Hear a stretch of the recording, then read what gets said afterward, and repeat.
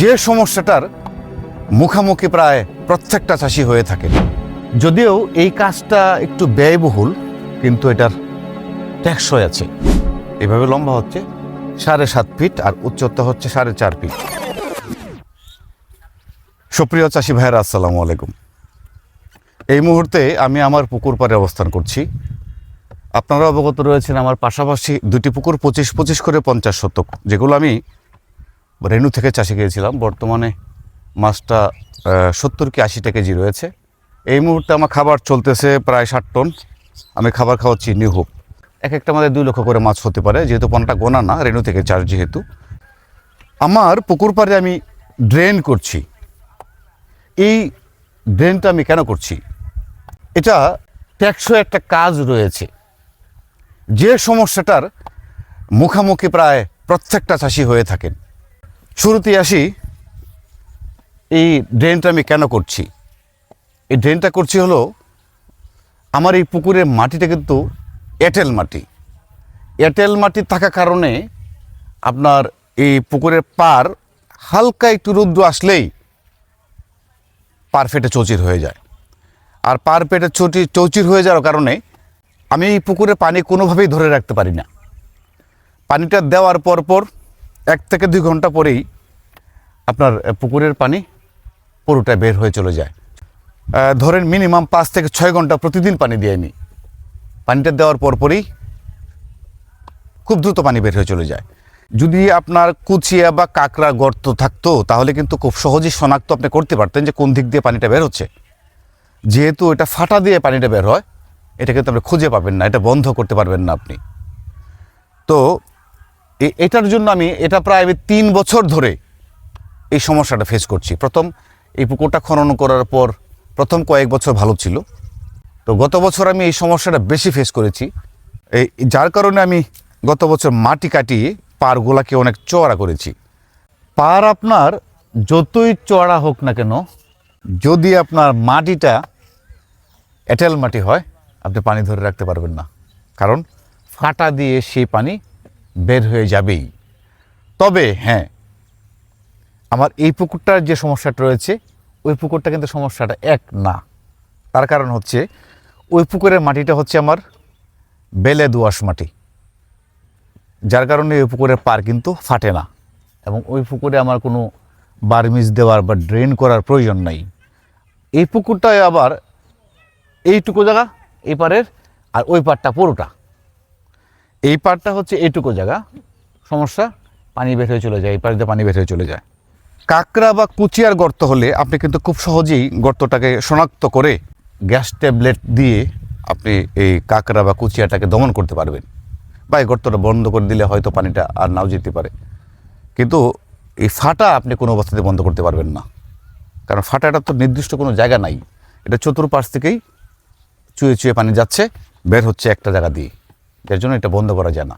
আর বন্ধ করলেও হয়তো অল্প সময় থাকে, পরে আবার যেই সেই।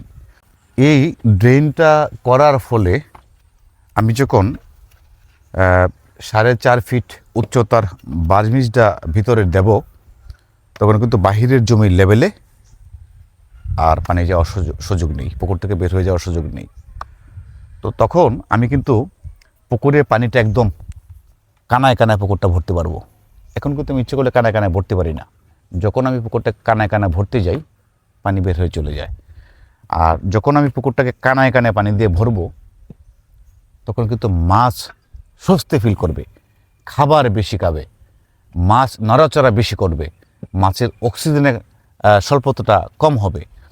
আর যখন আপনার পানিটা নিচে থাকবে, তখন মাছ থাকবে আতঙ্কে, খাবার খাইতে চাইবে না, অক্সিজেনের ঘাটতি হবে, মাছ মুভিং করবে কম। আর এই জন্যই আপনি পুকুরকে কানায় কানায় পানি দিয়ে ভরে রাখবেন। যদিও এই কাজটা একটু ব্যয়বহুল, কিন্তু এটার টেকসই আছে। আমি দেখুন, এই যে পাটটা আমি কিন্তু একটা সাইড দিয়ে কাটছি। কেন একটা সাইড দিয়ে কাটছি? একটা সাইড দিয়ে কাটার কারণ হচ্ছে, যদি কখনো আমি পুকুরে মাটি খনন করি, সেক্ষেত্রে এই যে আমি বার্মিজটা মাঝখান দিয়ে দেব, এটা কিন্তু ভেকুর মাথায় লেগে ভেঙে যেতে পারে বা নষ্ট হয়ে যেতে পারে। তাই পাড়ের একদম কিনারে এক সাইডে আমি কিন্তু পাটটা কেটে বার্মিজটাকে আমি সেট করব। যাতে এটা নিরাপদ থাকে। পরবর্তীতে কোনো কারণে যদি পাড়ের মাটি কাটতে হয়, পুকুরের মাটি খনন করতে হয়, তাহলে কিন্তু এই পাড়টা ভেঙে নতুন করে মাটিটা আপনাকে দিতে হবে। তাই এই এক সাইডে আমি বার্মিটা সেট করছি, যেন পাড়টা ভাঙলেও বা পাড়টা যদি ভেঙে আবার নতুন করে মাটি দিতে হয়, তবু যেন বার্মিটার উপরে কোনো প্রেশার না পড়ে। কারণ এই যে বার্মিটা আমি দিচ্ছি, এই বার্মিটা আপনার কমপক্ষে কয়েক বছর স্থায়ী হবে, কারণ এটা অনেক পুরু, অনেক মোটা। তো বার্মির সম্পর্কে আমি যাব পরে। আগে দেখুন এই যে কাজটা আমি করছি, এই কাজটা হলো 2টা স্তরে মাটিটা কাটা হচ্ছে। প্রথমে 3 ফিটে পুরো 1.5 ফিট করে 3 ফিট পর্যন্ত নেওয়া হচ্ছে। 3 ফিট পর্যন্ত নেওয়ার পরে ওইখান থেকে পরে আবার আধা ফিট করে আরও নেওয়া হচ্ছে 2 ফিট। টোটাল 5 ফিট মাটি কাটা হচ্ছে। 5 ফিট আর বার্মিটা হচ্ছে আমার 4.5 ফিট। তো যদি বার্মিজ দিয়ে আমি দিই, এটা সুবিধাটা কি, আমি কিন্তু অনেকেই আছেন আপনার পলিথিন দে, ত্রিফল দে, হ্যাঁ, কিন্তু এটাতে কাজ হয় না, এটা টেকসই হয় না। আমিও দিয়েছি, কাজ হয়নি। আপনার বার্মিটা টিকবে, এটা আমার বিশ্বাস। এবং এটা যদিও পরীক্ষামূলক না, আমি প্রথম করছি যতটুকু আমি জানি, কিন্তু আমার কাছে মনে হচ্ছে এটা টিকবে। বার্মিটা তো অনেক মোটা, অনেক পুরু, টিকার কথা আর কি। তো চলুন ওই পার্টটা যে কাজ চলতেছে, ওই পার্টটাও আমি আপনাদের দেখাবো। ওই পারে বার্মিজে ঢোকানো কাজ চলতেছে, আসুন আমার সাথে। এই যে হলো বার্মিজ, এটা হলো বার্মিজ। দেখুন বার্মিজটা কিন্তু অনেক পুরু, প্রায় 1 আঙুল পুরু। এই বার্মিজটা 725 টাকা পিস, আর এটার উচ্চতা হচ্ছে আপনার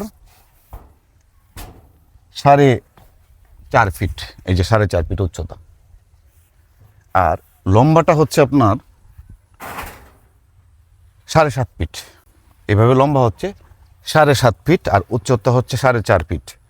টোটাল এই বার্মিজটা মূল্য হচ্ছে আপনার 725 টাকা।